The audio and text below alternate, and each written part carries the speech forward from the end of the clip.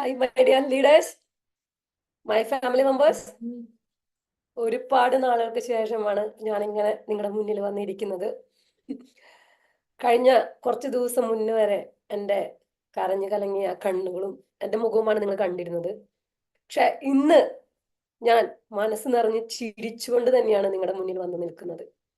ആ ചിരിക്ക് പിന്നിലൊരു കാര്യമുണ്ട്. ആ കാര്യം എന്താണെന്ന് വെച്ച് കഴിഞ്ഞാൽ, ഇന്ന് ഞങ്ങൾ ഡൽഹിയിൽ വന്നിരിക്കുകയാണ്. അതിന് മുന്നും ഒരു 1.5 ആഴ്ച മുന്നും ഞാൻ ഡൽഹിയിൽ വന്നിരുന്നു. അഡ്വക്കേറ്റ്സ് പറഞ്ഞ ഡാറ്റാസ് എല്ലാം കൊടുത്തിരുന്നു. അത് വെച്ച് അഡ്വക്കേറ്റ്സ് പഠിച്ചിരുന്നു.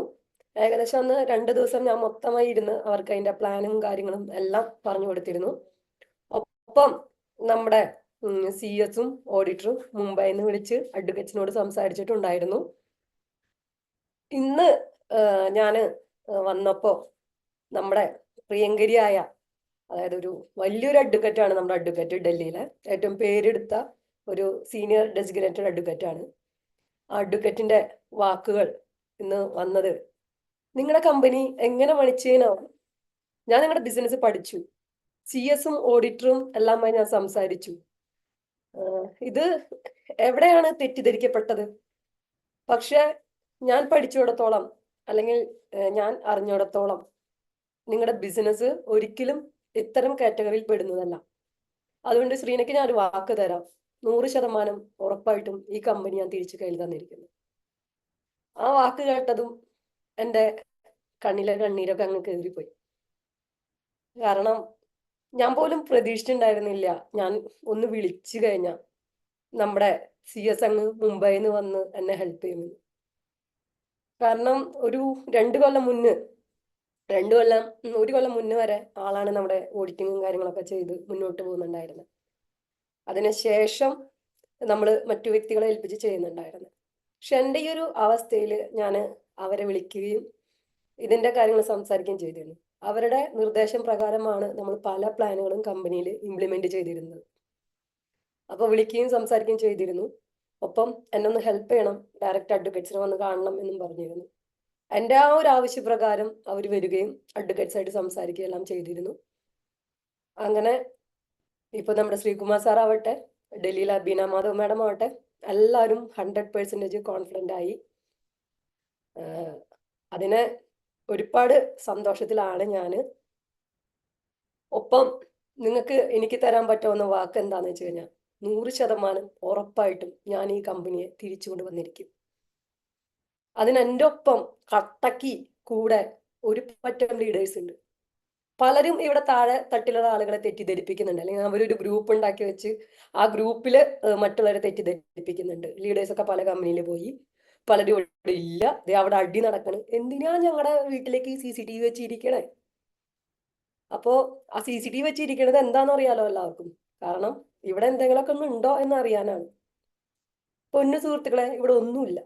ഞങ്ങളെല്ലാവരും ഒന്നാണ്, ഞങ്ങളുടെ കമ്പനിയും ഒന്നാണ്. എല്ലാവരും ഒറ്റക്കെട്ടായിട്ടാണ് മുന്നോട്ട് പോകുന്നത്. കഴിഞ്ഞ ദിവസങ്ങളിൽ ഞാൻ ഏകദേശം ഒരു 16ഓളം കോൺഫറൻസ് മീറ്റിങ്ങുകൾ നടത്തി, 16ഓളം ടീമിലേക്ക്. അവിടെ നിന്നെല്ലാം എനിക്ക് മനസ്സിലായ കാര്യം, എല്ലാവർക്കും ഹൈറിച്ചിനെ തിരിച്ചു കൊണ്ടുവന്നേ പറ്റൂ. നിങ്ങൾ ചിന്തിക്കുന്ന പോലെ മറ്റു കമ്പനിയെ പോലുള്ള ലീഡേഴ്സ് ആരും തിരിച്ചു വരാകില്ല. അവർക്കൊക്കെ ഹൈറിച്ച് വന്നാൽ മതി. അതിനുവേണ്ടി ഹൈറിച്ചിന് വേണ്ടി അവരും ഫണ്ട് കളക്ഷനും കാര്യങ്ങളൊക്കെ ആയിട്ട് ചെയ്തുകൊണ്ടിരിക്കുന്നുണ്ട്. ഒപ്പം നമ്മുടെ കമ്പനിയിൽ HR ആർമി എന്ന് പറയുന്ന ഒരു ഗ്രൂപ്പ് ഉണ്ട്. അവരും നല്ല രീതിയിൽ നല്ല മാതിരി അവരും ഫണ്ട് കളക്ട് ചെയ്യുന്നുണ്ട്. ഒപ്പം കണ്ണൂർ സ്ക്വാഡ് എന്ന് പറയുന്ന മറ്റൊരു ഗ്രൂപ്പ് ഉണ്ട്. അവരത് കട്ടയ്ക്ക് തന്നെ പിടിച്ചിരിക്കുകയാണ്, സൂം മീറ്റിങ്ങുകളും മറ്റൊക്കെ നടത്തിയിട്ട് കമ്പനിയെ തിരിച്ചു കൊണ്ടുവരാനായിട്ട്. പിന്നെ എന്തിനാ ഇങ്ങനെ മറ്റുള്ളവർ ഇവിടേക്ക് ചകഞ്ഞു നോക്കുന്നത്? കാരണം എന്താണെന്നറിയോ? ഇവിടുത്തെ നമ്മുടെ കൂട്ടായ്മ തന്നെ എങ്ങനെ നോക്കിയിട്ട് ഇത് തകർന്നില്ലല്ലോ എന്നുള്ളൊരു സങ്കടം. അപ്പോൾ അതൊക്കെ അവരുടെ കയ്യിലിരിക്കുള്ളൂ, ആ സങ്കടമൊക്കെ. നമ്മുടെ കമ്പനിയെ നമ്മൾ തകർക്കില്ല, നമ്മൾ ഒരുമിച്ച് നിന്ന് മുന്നോട്ട് കൊണ്ടുപോകും. ഞാനും പ്രദാസ് സാർ എന്നും നിങ്ങളുടെ അച്ഛനും അമ്മയും തന്നെ ഇവിടെ ഉണ്ടാവും.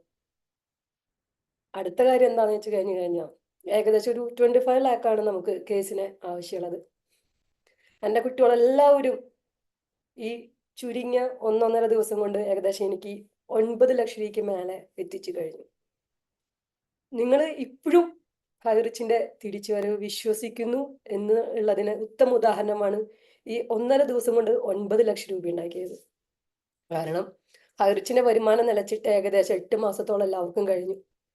എനിക്കറിയാം പലരുടെ ലോണും കാര്യങ്ങളും ഒക്കെ മുടക്കാണ്, മറ്റുള്ള കാര്യങ്ങളൊന്നും മുന്നോട്ട് പോകുന്നില്ല. പക്ഷെ ഈ സാഹചര്യത്തിലും എന്നെ സഹായിക്കാൻ, അല്ലെങ്കിൽ നമ്മുടെ കമ്പനിയെ സഹായിക്കാൻ, നമ്മുടെ ഫാമിലിയെ സഹായിക്കാൻ എല്ലാവരും ഒറ്റക്കെട്ടായിട്ട് ഇവിടെ കട്ടക്കി നിന്നു.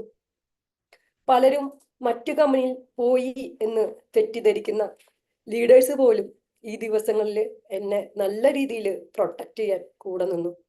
അവരൊക്കെ ഞാൻ വിളിക്കുകയും സംസാരിക്കുകയും ചെയ്തപ്പോൾ അവരിൽ നിന്ന് വന്ന വാക്കുകൾ, മേഡം, ഹൈറിച്ചിൽ നിന്ന് ആഴ്ചയിൽ നല്ല വരുമാനം വാങ്ങുമ്പോൾ ഇവിടെ ഞങ്ങൾക്ക് കിട്ടുന്നത് പെട്രോൾ കാശ് മാത്രമാണ്. ഇവിടെ നമ്മുടെ കമ്പനി വന്നാൽ മാത്രമേ നമുക്ക് മുന്നോട്ട് പോകാൻ സാധിക്കുകയുള്ളൂ. അപ്പോൾ ഞങ്ങളും ഒറ്റക്കെട്ടായിട്ട് മാമിന്റെ കൂടെ ഉണ്ട്. നമുക്ക് കമ്പനി തിരിച്ചുകൊണ്ട് വരണം, ഞങ്ങളുടെ ടീമിലേക്ക് സൂം മീറ്റിംഗ് വയ്ക്കുന്നുണ്ട്, മാം കയറണം. അങ്ങനെ അവരുടെയൊക്കെ ടീമിലേക്ക് സൂം മീറ്റിങ്ങുകൾ വെച്ചു. ഞാൻ കയറി സംസാരിച്ചു. എല്ലാവരും കൂടെ ഉണ്ട്. ഇനി എല്ലാവരും കട്ടയ്ക്ക് പിടിച്ചു കഴിഞ്ഞാൽ നമുക്ക് ഈ ചുരുങ്ങിയ 2-3 ദിവസം കൊണ്ട് ഒരു 25 ലാക്ക് നമുക്ക് അറേസ് ചെയ്യണം. അതോടുകൂടി നമ്മുടെ ഹൈറിച്ചിന് വേണ്ടിയുള്ള ഫണ്ട് കളക്ഷനൊക്കെ കഴിഞ്ഞു. ഇനി പിന്നീട് ഞാൻ ആരും നിങ്ങളെ ബുദ്ധിമുട്ടിക്കില്ല. കാരണം നമ്മുടെ കേസ് ഫൈനൽ സ്റ്റേജിലാണ്. ഇപ്പൊ കഴിഞ്ഞ ദിവസം നമ്മുടെ കേസിന് 408 കേസ് നമ്പർ. പക്ഷെ 316 ആകുമ്പത്തിനും കോടതി ടൈം കഴിഞ്ഞ കാരണം നമ്മുടെ കേസ് എടുക്കാൻ വൈകിപ്പോയി. നെക്സ്റ്റ് ഡേറ്റ് നമുക്ക് അഡ്വക്കേറ്റുമായിട്ട് സംസാരിച്ചതിന് ശേഷം മാത്രം ഞാൻ നിങ്ങളോട് നേരിൽ വന്ന് പറയാം. ഡൽഹിയിലെ കേസ് ഇന്ന് നമ്മൾ ഫയൽ ചെയ്തു. ഇന്നായിരുന്നു ലാസ്റ്റ് ഡേറ്റ്. അപ്പോൾ നിങ്ങളുടെ വന്ന ഫണ്ടിൽ നിന്ന് ഏകദേശം ഒരു 8 ലക്ഷം രൂപ ഞാൻ മാഡത്തിന് കൊടുത്തിട്ട് അഡ്വാൻസ് ആയി കൊടുത്ത്, ബാലൻസ് എമൗണ്ടിന് നമ്മുടെ കമ്പനിയിലെ തന്നെ 2 ലീഡേഴ്സിന്റെ ചെക്ക് നമ്മൾ ആൾക്ക് അഡ്വാൻസ് ആയിട്ട് കൊടുക്കും ചെയ്തു, ബാലൻസ് എമൗണ്ടിന്. അപ്പോൾ ആ ലീഡേഴ്സ് പോലും അവരുടെ ചെക്ക് തന്നത് പോലും അത്രയും വിശ്വസിച്ചുകൊണ്ടാണ്, എന്നെയും നിങ്ങളെയൊക്കെ വിശ്വസിച്ചുകൊണ്ടാണ്. കാരണം ഈ 2-3 ദിവസം കൊണ്ട് നമ്മൾ ആ ഫണ്ട് റേസ് ചെയ്യും എന്നൊരു വിശ്വാസത്തോട് കൂടിയാണ് അവരവരുടെ സ്വന്തം ചെക്കുകൾ പോലും ഇപ്പോൾ അഡ്വക്കറ്റിന് കൊടുക്കാൻ തയ്യാറായതും എന്നെ ഹെൽപ്പ് ചെയ്തത്. അപ്പോൾ അത്രയും എഫേർട്ട് എടുക്കുന്ന ലീഡേഴ്സാണ് നമ്മുടെ കമ്പനിയിലുള്ളത്. പിന്നെ ഒരു ലീഡർ, എനിക്ക് സങ്കടം വന്നു, ആളുടെ സ്ഥലത്തിന്റെ ആധാരം എനിക്ക് കൊണ്ടുവന്ന് തന്നിരിക്കുകയാണ്. മാഡം, ഇത് പണയം വെക്കോ, സ്ഥലം വിൽക്കോ, എന്താണ് മാഡം എന്ന് വെച്ചാൽ എന്നാലും നമ്മുടെ കമ്പനി തിരിച്ചു കൊണ്ടുവരാൻ. മറ്റാരുമല്ല, ആ ലീഡർ നമ്മുടെ ഫിജി സാർ തന്നെയാണ്. അപ്പോൾ അത്രയ്ക്കും നമ്മുടെ കമ്പനി ഒരുപാട് സ്നേഹിക്കുന്ന വ്യക്തികളുണ്ട്. പിന്നെ ചെക്കാവട്ടെ നമ്മുടെ ഷിബു സാറും ഷെമിന മാഡമൊക്കെ അത്രയും എഫേർട്ട് എടുത്ത് സ്വന്തം ഫാമിലി മെമ്പേഴ്സിൻ്റെ ഒക്കെയാണ് കൊടുത്തിരിക്കുന്നത്. അപ്പോൾ എല്ലാവരും അതുപോലെ സഹകരിക്കുന്ന ഈ സാഹചര്യത്തിൽ നിങ്ങളെല്ലാവരും കമ്പനിയുടെ കൂടെ കട്ടയ്ക്ക് നിൽക്കണം. നമുക്ക് ഒരുമിച്ച് നിന്ന് ഒരു 25 ലാക്സ് ഉണ്ടാക്കി കമ്പനി എങ്ങനെയും പുറത്തേക്ക് കൊണ്ടുവരണം. ഒപ്പം പ്രതാപൻ സാറിന്റെ ബെയിലാണ് ഈ വരുന്ന 2-ാം തീയതി. അവിടെയും അഡ്വക്കറ്റ് ഏകദേശം